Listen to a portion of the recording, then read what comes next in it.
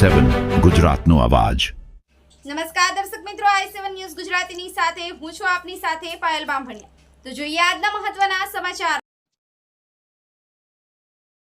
દેવગઢ બારિયા તાલુકાના કાકલપુર ગામના રહેવાસી બારિયા છત્રસિંહ જયસિંહ જેઓ આશરે 22 વર્ષથી કોંગ્રેસ પાર્ટીમાં સખત મહેનત કરી આગળ વધી રહ્યા છે। ટિકિટ ન મળે તો હજારો કાર્યકરોને લઈને આમ આદમી પાર્ટીમાં જોડાય તેવી સંભાવના।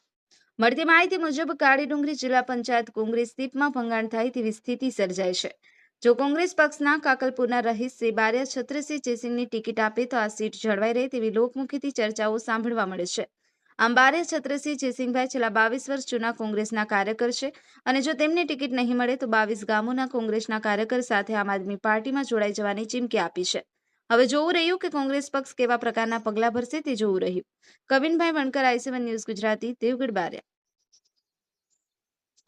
छत्रसिंह जयसिंह बारिया मुकाम काकलपुर पोस्ट विरोल तालुको देवगढ़ बारिया जिल्लो दाहोद અને કોંગ્રેસના કાર્યકર છું અને 22 વર્ષથી હું કોંગ્રેસમાં સંકળાયેલો છું અને મને જો કોંગ્રેસ ટિકિટ નહીં આપે તો 22 ગામોના બધા જ ગામોના ઉમેદવારો લઈ અને હું સંકળાયેલો છું અને મને ટિકિટ નહીં આવે તો આમ આદમી પાર્ટીમાં જોડાવાની શક્યતા છે।